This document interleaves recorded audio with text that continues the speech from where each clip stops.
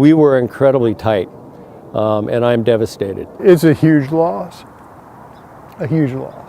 Friends and colleagues of Bob Sallinger are heartbroken after learning the news of his unexpected death last week. It was jaw-dropping and shocking and heart-stopping for me. Sallinger was a well-known figure in the environmental community. There's no one who's done more for the environment in Oregon than Bob Sallinger.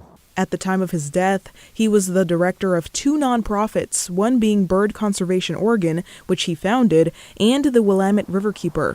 He also used to be conservation director at Audubon Society of Portland, now known as the Bird Alliance of Oregon. He played a role in creating urban green spaces around the city for people to enjoy. He was very instrumental in getting a bond measure passed that ended up acquiring a lot of green spaces in the Portland metro area and developing, greater protection for those green spaces. So if you live in Portland, if you enjoy parks, if you enjoy green spaces, you owe a debt of gratitude to Bob Sallinger. His love and dedication for the environment and wildlife was evident, which is why friends of his like Mike Hauk tell me they loved him. The guy was unbelievably dedicated. The peregrine falcons fell into a hole in the industrial district one day, and he actually literally crawled down into what really was a latrine, a human latrine, to bring that young falcon back out, to take it back to the Wildlife Care Center. How could you not love a guy like that?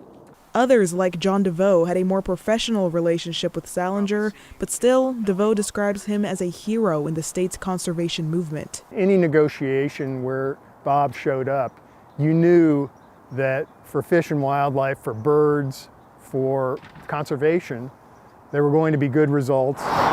We're standing here at South Waterfront. This is a tangible example of his legacy. You see all the vegetation along the Willamette River. None of this would be here if it weren't for Bob's efforts. He's going to be a very difficult leader to try to come up behind and fill his shoes. I don't think anybody's going to be able to fill Bob's shoes. Sallinger was 57 years old and is survived by his wife and 3 children. Those who knew Sallinger say they just want him to know they are grateful and he's missed. Thank you. And you left us too soon.